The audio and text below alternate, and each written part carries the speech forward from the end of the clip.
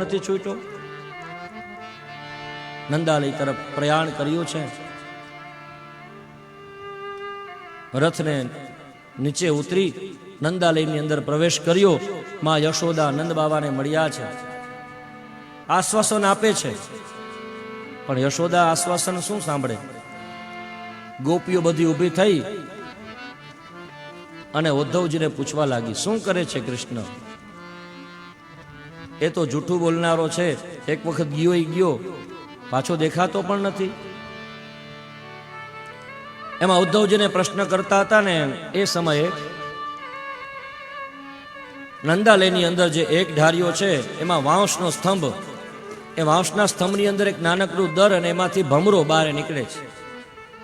એ ભમરો બારે નીકળ્યો ને ભર ભર કરતા કરતા કરતા આખા નંદાલયમાં ફરે. ભમરા સામું જોઈ અને ગોપીઓ બધી ભમર ગીતની રચના કરે. બોલે છે ભમરાને પણ સંભળાવે ઉદ્ધવજીને. જો તો ખરા સખી, આ ભમરો કેવો કાળો છે, કાળો છે પણ અવાજે બહુ કરે છે.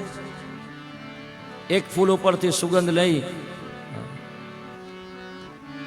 બીજા ફૂલ ઉપર જાય, બીજા ફૂલ ઉપરથી સુગંધ લઈ ત્રીજા ફૂલ ઉપર. બીજી સખી કહે, હા એને તો એવો ટેવ છે.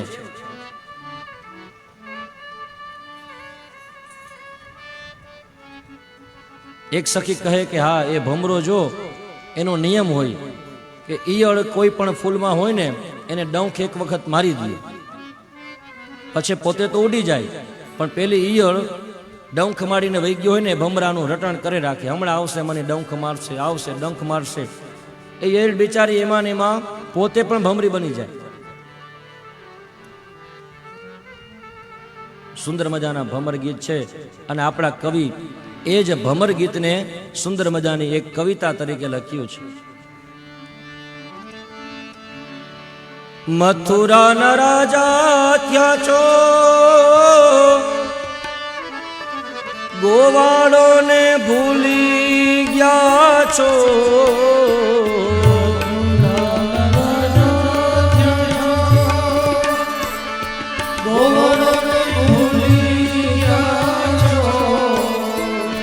માનીતીને મેલે ગયા છો રે.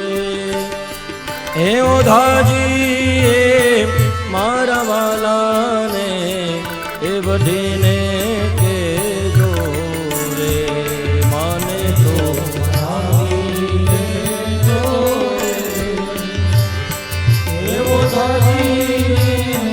મારા વાલાને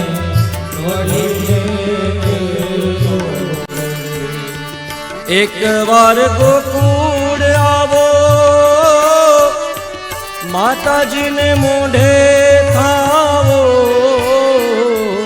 એક વાર ગોકુળ આવો, માતાજીને મોઢે થાવો. ગાયોને સંભાળી જાવો રે. હે ઓધાજી મારા વાલાને એ બધીને કેજો રે.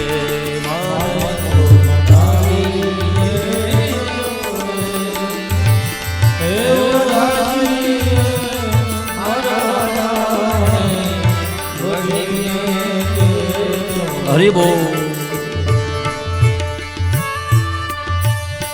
આ ગોપી અને ઉદ્ધવનો સંવાદ છે. હમણાં અર્જુનભાઈ થોડા સમય પહેલા અહીંયા પણ એક મંડળ તો પહેલેથી જ આવે છે કથા સાંભળવા, અને આજ બીજું મંડળ પણ કથા સાંભળવા આવ્યું. થોડા સમય પહેલા જામનગરમાં પંચેશ્વર ટાવર ત્યાં લોહાણા મહાજનવાડીમાં ભાગવત સપ્તાહ, અને એમના પછી થોડા સમય પહેલા આપણે બાપા સીતારામ સોસાયટી ત્યાં ભાગવત સપ્તાહ કરી. એ બંને ગોપી મંડળના બહેનો બધા પધાર્યા છે, જેમાંથી પ્રેમધારા ગ્રુપ અને રાધાકૃષ્ણ ગ્રુપ, આ બંને ગ્રુપના બહેનો બધા આવ્યા છે. તાળીઓના ગડગડાટથી એમને વધાવીએ. પધારો.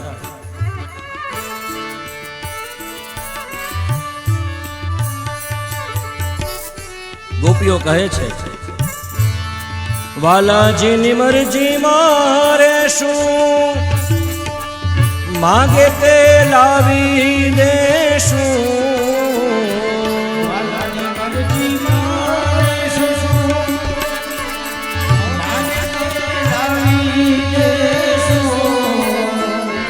કુબજાને પટરાણી કેશું રે, હે ઓધાજી મારા વાલાને એ વઢીને કેજો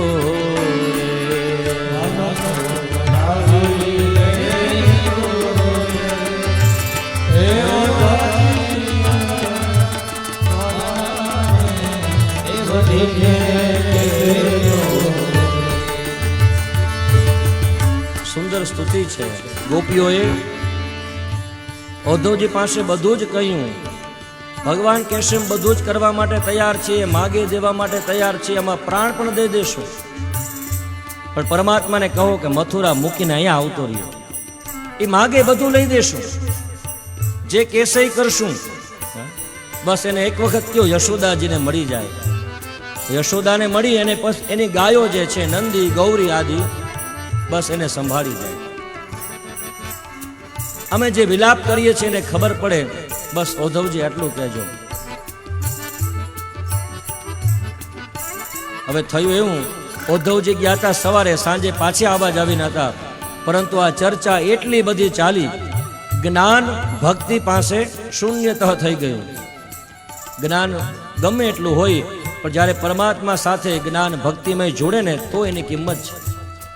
ઉદ્ધવજી બૃહસ્પતિના શિષ્ય છે, જ્ઞાનનો ભંડાર છે, પરંતુ હજી જ્ઞાનમાં ભક્તિ નથી. એ ભક્તિને સાર્થક કરવા માટે થઈને પરમાત્માએ ઉદ્ધવજીને ગોકુળ મોકલ્યા છે. ગોપીઓની વાણી સાંભળી અને એ ઉદ્ધવજી આજ વ્રજ રજમાં આડોટવા લાગ્યા છે. ધન્ય છે કૃષ્ણ, ધન્ય છે આ ગોપીઓની ભક્તિને. વ્રજની અંદર આડોટતા આડોટતા 1-2 દિવસ, 1 મહિનો, 2 મહિના નહીં, પણ ઉદ્ધવજી 6 મહિના સુધી ગોકુળમાં રહ્યા છે, વ્રજ રજમાં રહ્યા છે. મથુરા જવાનું વિચારતા જ નથી. હવે આ પરમાત્માનું સ્થાન મૂકીને મારે મથુરા નથી જવું. પરંતુ જ્યારે 6 મહિના પૂરા થયા, પરમાત્માની યાદ આવી, રથ મંગાવવામાં આવ્યો છે. ઉદ્ધવજી રથમાં બેઠા ને ત્યારે યશોદાજીએ બૂમ પાડી, એ ઉદ્ધવ સાંભળો બેટા, અહીંયા આવો. ઉદ્ધવજી એક કામ કરો ને. શું? બોલો ને માં. ખાલી કૃષ્ણને આટલું કહેજો કે આવડા મોટા મથુરાની અંદર રાજા બની ગયા છે. ભલે રાજ પોતે નથી કરતા, પણ મથુરાની રક્ષા તો એ જ કરે છે ને, એટલે રાજા બની ગયા છે, આવડા મોટા રાજા છે. એ આખા રાજ્યની અંદર મહેલોમાં ઘણા બધા કામ કરવા વાળા પટાવાળા હશે. એ ઉદ્ધવજી મારા વાલાને કહેજો ને, કદાચ કોઈ પણ કામબારીની જરૂર પડે ને તો ગોકુળમાં એક યશોદા રહે છે, એ કામ એનું કરી દેશે. એને જે કામ કરવું હોય ને, હું બધું કામ, એને કચરા પોતા બધા વાસીદા હું કરી દઈશ. કૃષ્ણને પૂછજો ને, જરૂર હોય તો જરા કેવડાવજો, હું આવી જઈશ. બસ મારો કૃષ્ણ સામે હોય એટલે બધું આવી ગયું. ઉદ્ધવજીની આંખમાં આંસુ આવી ગયા છે. ગોપીઓને કહે, યશોદાજીને કહે, અરે તમે હવે ગોકુળને મૂકી મથુરા ચાલો, ત્યાં કૃષ્ણ તમને બધાને સારી રીતે રાખશે, તમે ત્યાં ચાલો. ગોપીઓ કહે, હે ઉદ્ધવજી, તમને એમ લાગે છે કે કૃષ્ણ મથુરામાં છે, અહીંયા ગોકુળમાં નથી. હે ઉદ્ધવ, આજ કૃષ્ણ ગોકુળની જેટલી પણ રજ છે, કણ છે, પથ્થર છે, વૃક્ષ છે, ફળ છે, પાંદ છે, જલ છે, અત્ર તત્ર ને સર્વત્ર કેવલ અને કેવલ કૃષ્ણ અને કૃષ્ણ અને કૃષ્ણ જ છે. અમારા હૃદયમાં પણ કૃષ્ણ છે. હે ઉદ્ધવ, આજે આપણે ચર્ચા કરી, આ શબ્દ બોલાય ને એ પણ કૃષ્ણ જ છે. અમારાથી વિખોટો ક્યારે પડ્યો જ નથી. બસ કૃષ્ણને તમે સંભાળજો. આટલું કહી ઉદ્ધવજી રથમાં બેસી મથુરા તરફ પ્રયાણ કર્યું છે. ભગવાન 6 મહિના સુધી રાહ જોઈ, હમણાં આવે, હમણાં આવે, હમણાં આવે. ઉદ્ધવજી જ્યાં મથુરા પધાર્યા ને, સૌથી પહેલા ભગવાને દોટ મૂકી. હે ઉદ્ધવ, મિત્ર આવી ગયા. દોટ મૂકીને સીધા ઉદ્ધવજીને બાથ ભરી લીધી. શા માટે? જ્ઞાન તો હતું જ, પણ આજ એ જ્ઞાન ભક્તિમય બન્યું છે.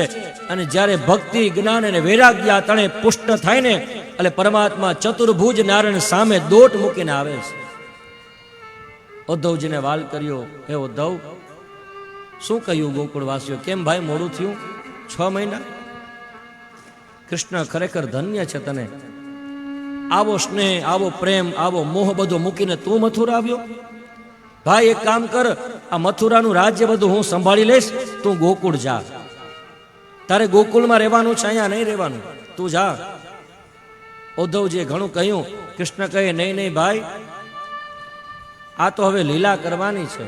બસ ગોકુળની લીલા પૂરી, હવે તો મથુરા, અને મથુરા પછી આગળ વધવાનું છે. પરમાત્માએ ઉદ્ધવજીને બહુ સારી રીતે જ્ઞાન આપ્યું છે. ધન્ય છે ઉદ્ધવજીને. પરમાત્માને જ્યારે પણ ગોકુળ, વૃંદાવન, વ્રજ રજ યાદ આવે ને ત્યારે બીજા કોઈને ન મળે, પણ ઉદ્ધવજીને સવારના પૂરમાં ઉઠી અને સીધા બાથ ભરી લે, ગલે લગાવી લે. કારણ કે ઉદ્ધવજી પોતાના શરીરની અંદર વ્રજને એક એક રજ રાખે છે. આવું વ્રજ પરમાત્માને વાલું છે. 11 વર્ષ અને 52 દિવસની આ લીલા પરમાત્મા ગોકુળની પૂરી કરી. મથુરાની અંદર પરમાત્મા 14 વર્ષ સુધી રહ્યા છે. 11 વર્ષ ગોકુળ અને 14 વર્ષ મથુરામાં રહ્યા છે પરમાત્મા. છેલ્લી વખત જરાસંઘ રાજા 18મી વખત ચડાઈ કરવાની તૈયારી કરી રહ્યા છે. તૈયારીમાં વિચાર્યું એવું કે હવે આજ વખત જે યુદ્ધ કરવા જાવ ને એટલે સેનામાં બ્રાહ્મણો લઈ જવા છે. જરાસંઘ રાજાએ બ્રાહ્મણોની સેના તૈયાર કરી છે. જે યજ્ઞમાં આહુતિ બ્રાહ્મણો આપતા હતા ને, વિચાર્યું કે આટાણ સુધી આટલી બધી પ્રજાઓને મારી મરી ગઈ છે, તમે યજ્ઞમાં કંઈ સારો યજ્ઞ કર્યો જ નથી. સારી પૂજા, સારો યજ્ઞ કરવો હોય તો સારા બ્રાહ્મણો હોવા જોઈએ ને. જરાસંઘ કહે છે કે હવે ચાલો અમારી સાથે. બ્રાહ્મણો કહે, ભાઈ વેદ ભણી શકીએ, અમને યુદ્ધ કરતા ન આવડે. તો કઈ વાંધો નહીં, યુદ્ધ કરતા ન આવડે તો કઈ નહીં, આગળ ઉભા રહેજો. આજ બ્રાહ્મણો ધોતી પહેરી, ઉપવસ્ત્ર ઓઢી, જનોઈ ધારી બ્રાહ્મણો આ જરાસંઘની પ્રજા સાથે આગળ બ્રાહ્મણો, પછી સેના અને પછી જરાસંઘ ધીમે ધીમે કરતા મથુરા ઉપર ચડાઈ કરવા માટે તૈયાર થયા. આવ્યા રણ મેદાન. પરમાત્માને ખબર પડી એક બાજુ જરાસંઘ આવી રહ્યો છે અને મથુરામાં એક તરફથી કાલ્યવન, જરાસંઘનો મિત્ર, કંસનો મિત્ર છે. એક વખત કાલ્યવન પોતાની સેના લઈને ચડાઈ કરવા માટે આવે છે. દાઉદજીને રાત્રિના સમય બોલાવવામાં આવ્યા. હે ભાઈ સાંભળો, સવારમાં જરાસંઘ અને કાલ્યવન આ બંને જણા મથુરા ઉપર ચડાઈ કરવાના છે. આપણી પાસે એટલી પ્રજા નથી એની રક્ષા કરવા માટે થઈ. એટલે શું કરવું ભાઈ? એક કામ કરો, વિશ્વકર્માને બોલાવો. બોલાવ્યા. વિશ્વકર્મા આવ્યા. મહારાજ શું આજ્ઞા છે? હે દાદા, એક કામ કરો, સમુદ્રના પશ્ચિમ તટ ઉપર સુંદર મજાનું એક ભવનનું નિર્માણ કરો. સોનાની નગરી આખી બનાવો અને એ સોનાની નગરીની અંદર આટલા બધા ઝરૂખાઓ હોવા જોઈએ, દેદીપ્યમાન વૃક્ષો હોવા જોઈએ, આખું નગર જળહરિત થવું જોઈએ. આવું સુંદર મજાનું નગરની રચના કરો. વિશ્વકર્માને આજ્ઞા થઈ. દ્વાર આ બાજુ સમુદ્રના પશ્ચિમ તટ ઉપર આવી અને સુંદર મજાની સોનાની નગરીનું નિર્માણ કર્યું છે.